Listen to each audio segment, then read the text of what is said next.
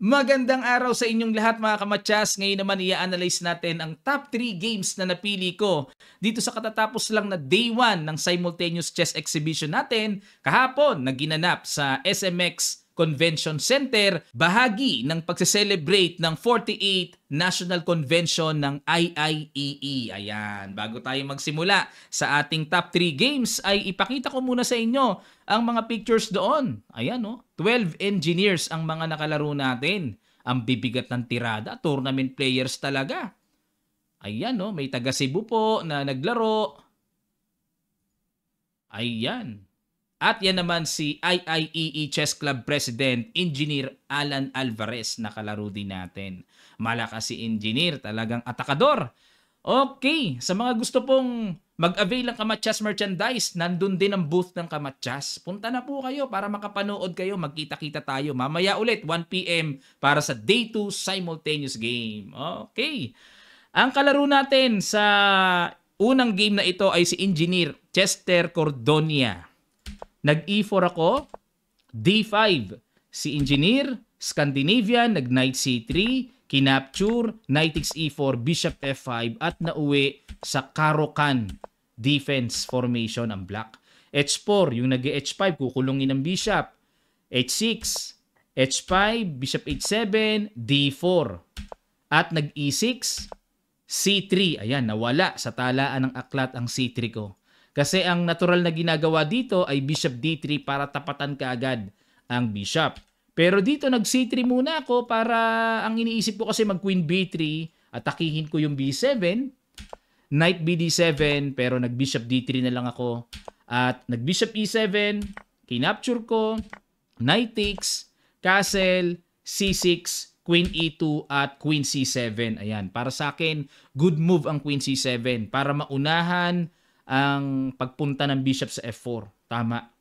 At nag-Knight E4, Knight DF6, Knight E5 pumasok ako.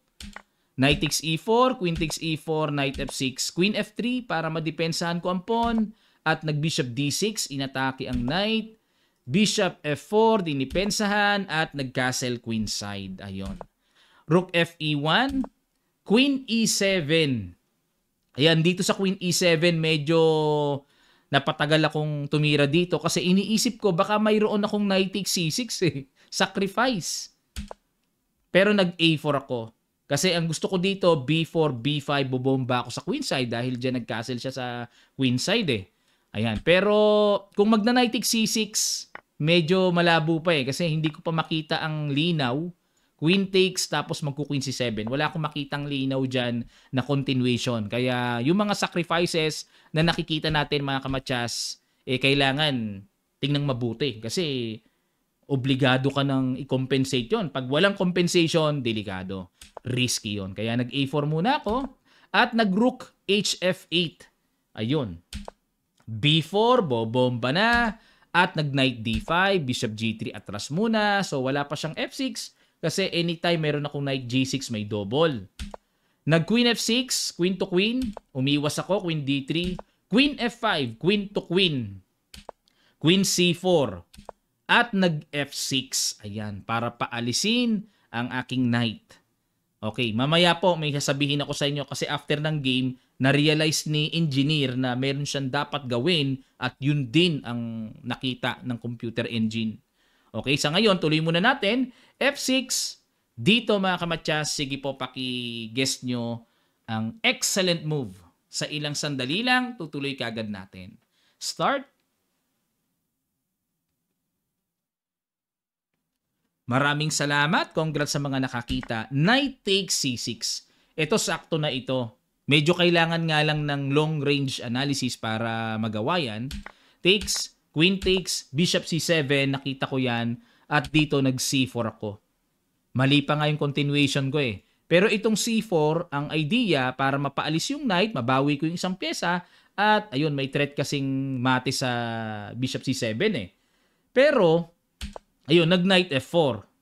Ngayon dito, ang tamang tira A5 pala. Yun nga lang, napakalayo mga kamatyas. Diba pag C4, tingnan nyo evaluation bar.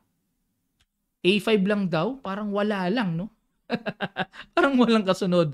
Ano idea? Pag nag-knight F4 dito, C4. Ang layo.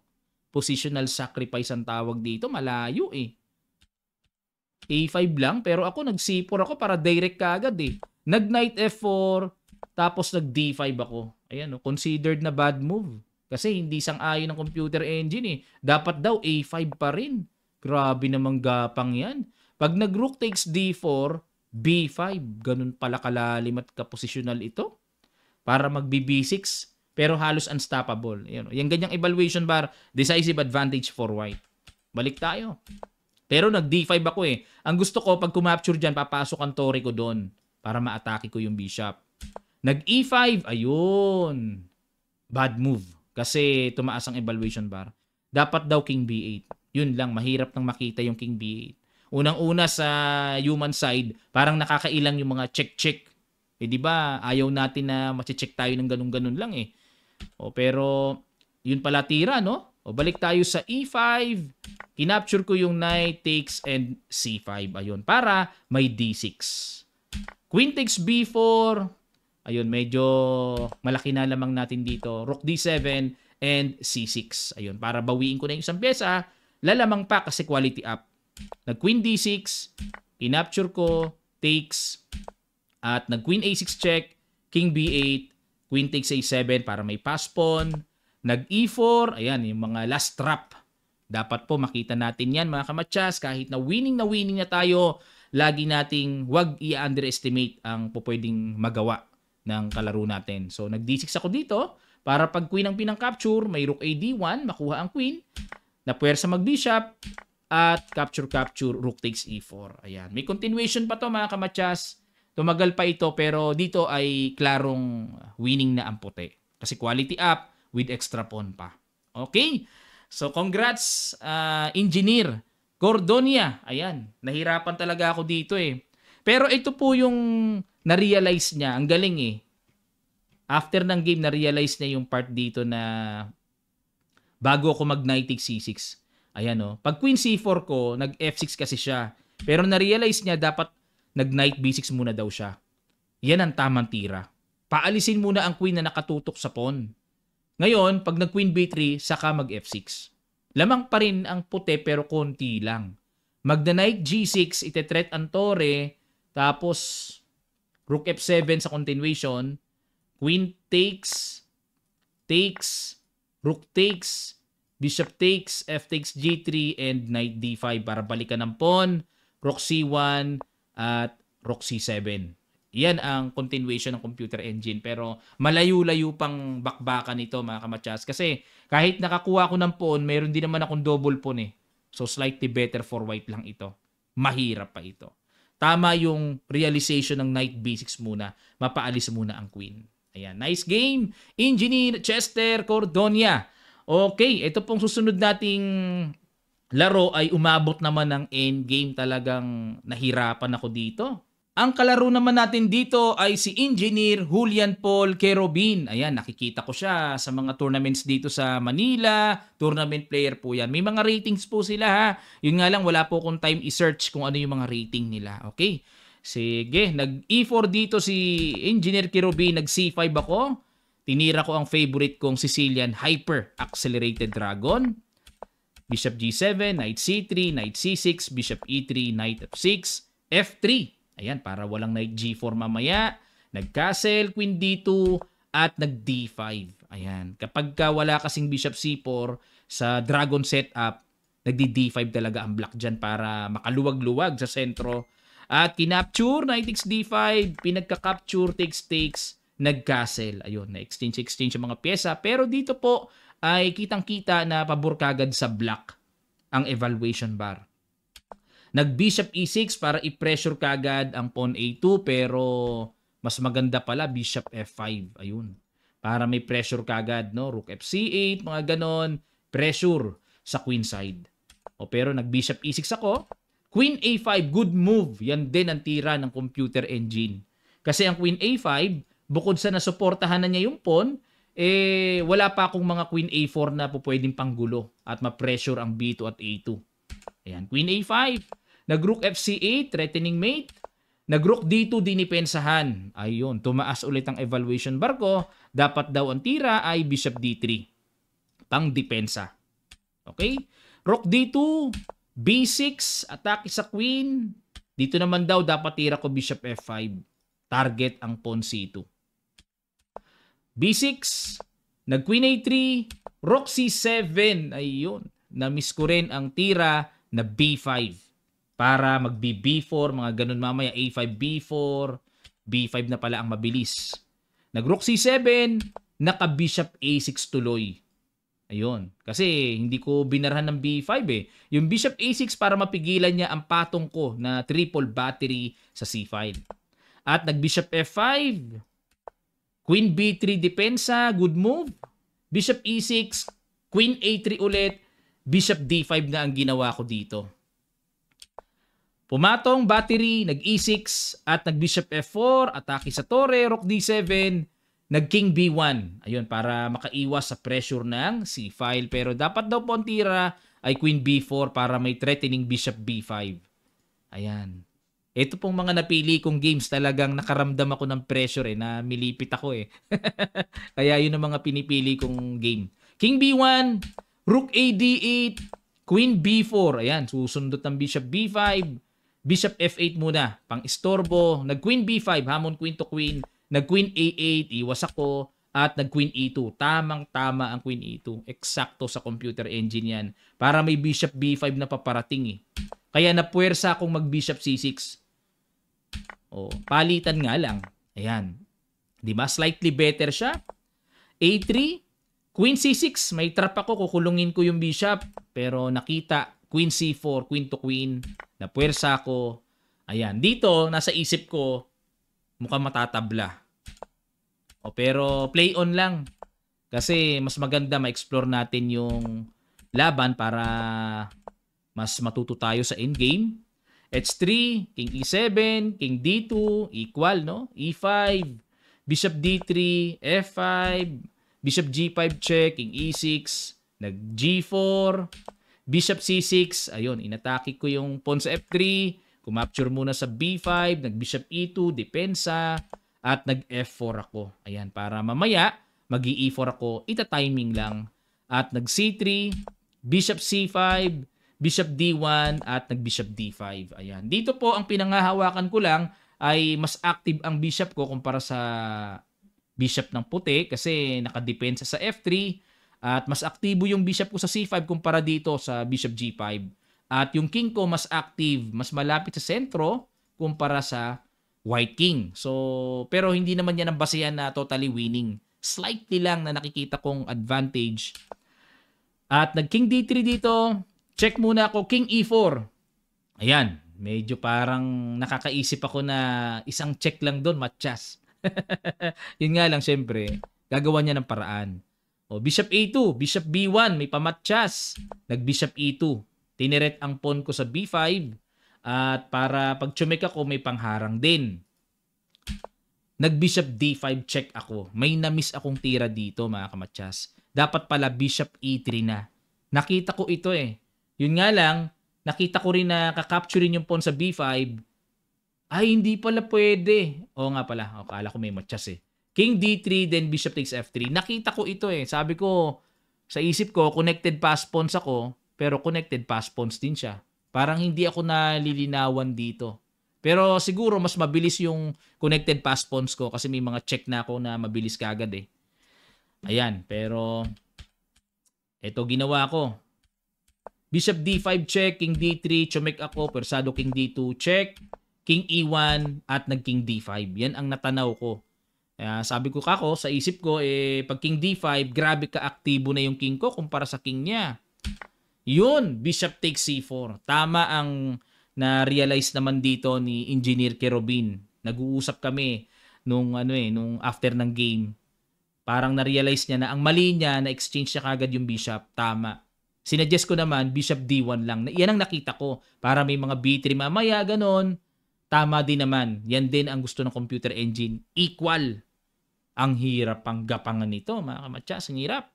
Kasi may B3 din paparating mamaya eh. Pero nung kinapture takes, Ayun no, itong pawn na to, katumbas lang ng 2 pawns sa queen side. Kasi hindi pwede mag-push yan, may end pass and capture eh. So in effect, parang lamang ako ng isang pawn dito. Bishop E7, E4, King E2, Bishop C1, Bishop A3.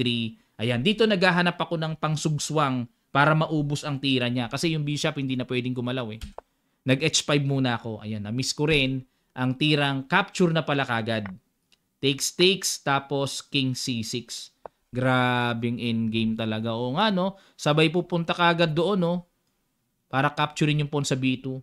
Samantalang yung king hindi naman makakagala yan kasi may push. Maiiwanan naman. Yan pala, sugsuang kagad oh. Dito dadaan. Ayun, naalala ko yung mga endgame ni Capablanca. H5, takes.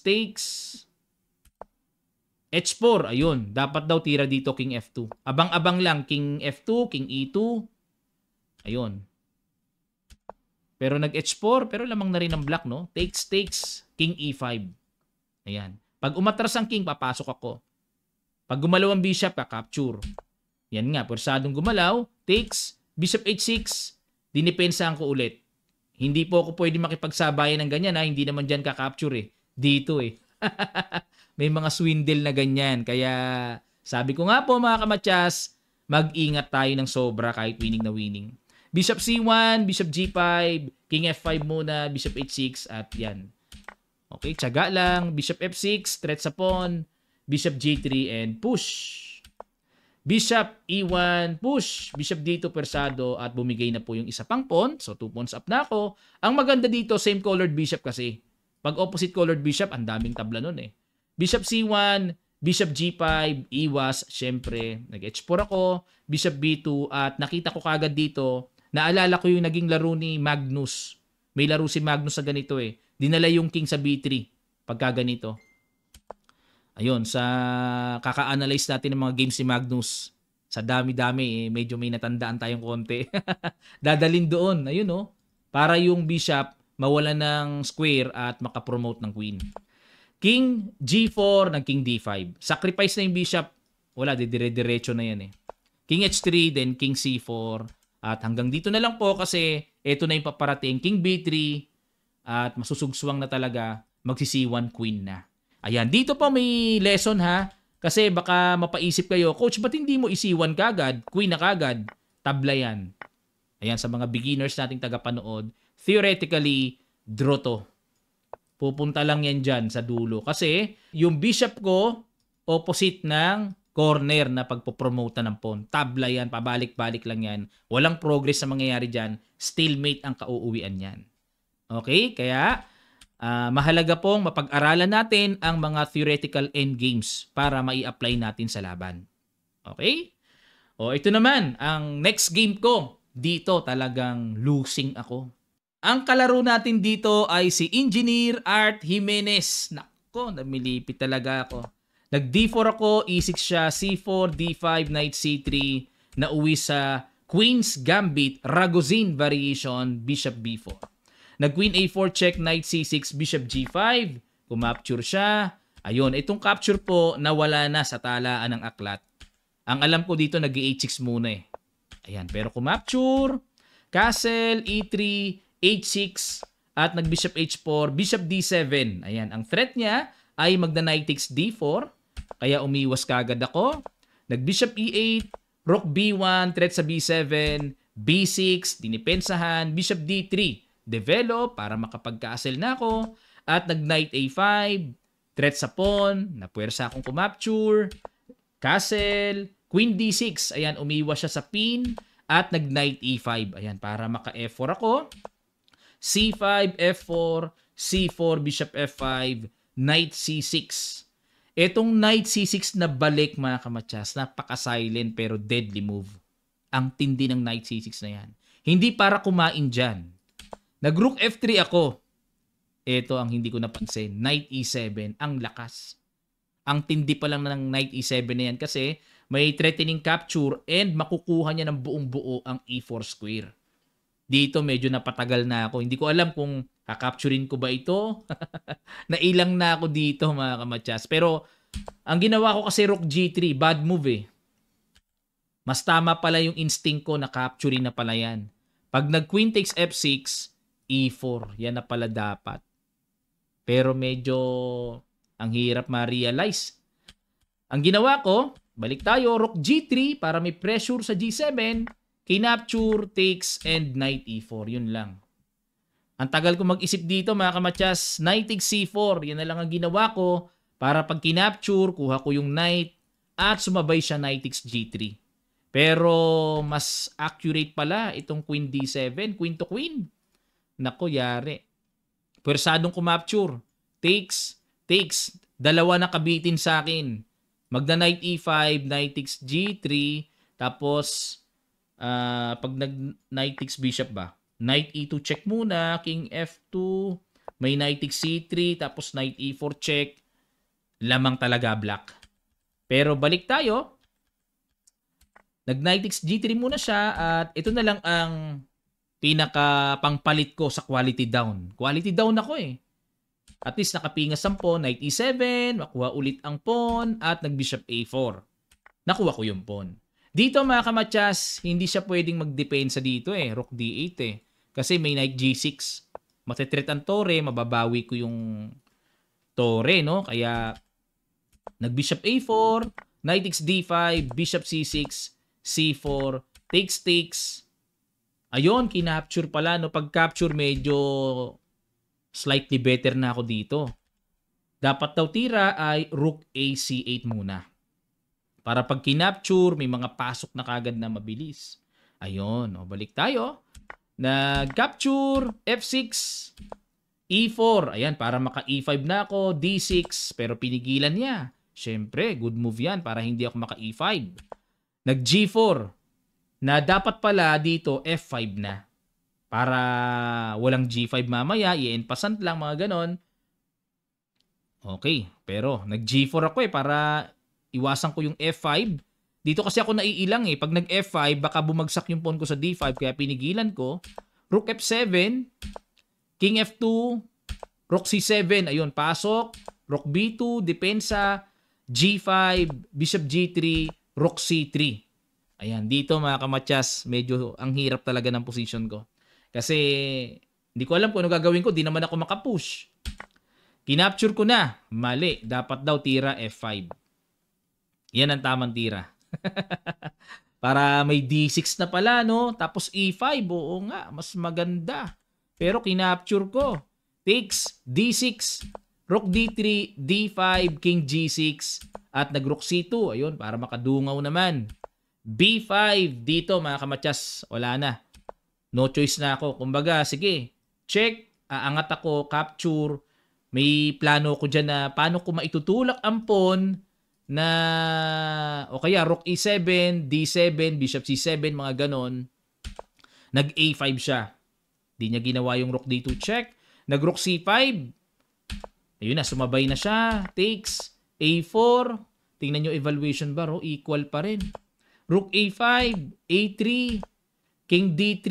Ayan, nilapit ko na yung king para ano man ang mangyari, at least malapit lang. Nag-king f7.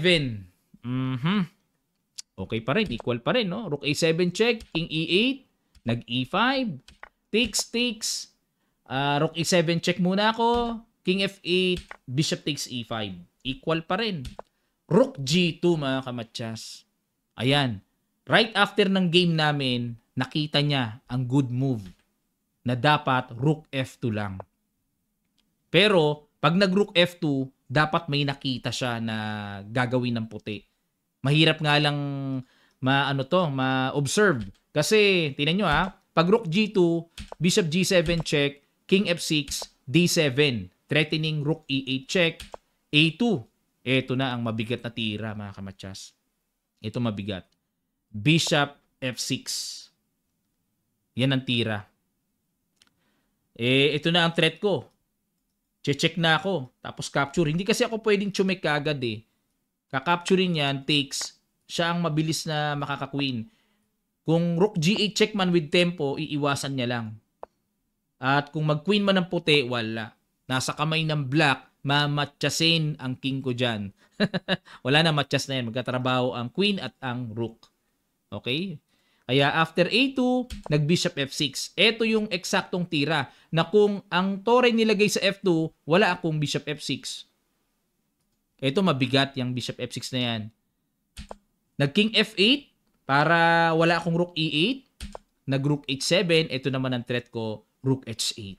At dito po, nag-resign na si Engineer. Ayan. Bakit nag-resign? Kasi kung ang gagawin ay rook F2, meron kasi akong check, king F7, kakapturin. Ayan, oh, lagi akong lamang sa tempo, wala pa siyang A1, laging buhay pa kasi bishop eh. Ngayon, pag nag-rook takes F6, may rook F8 check ako. Ayan, nakita na natin yan, na kapag kinapture yan, yan, kita ko na to eh, king G7, magku-queen A5 na lang ako para mapigilan pa rin ang pag-promote ng pawn. May pass pawn pa ako. Yan, winning na yan. Grabe, dito ako na milipit mga kamatyas. Nahirapan ako sa game na to kasi kita nyo naman ang evaluation bar eh, di ba? Dito pa lang oh. Dito sa position na to. Ayan oh, lamang siya eh.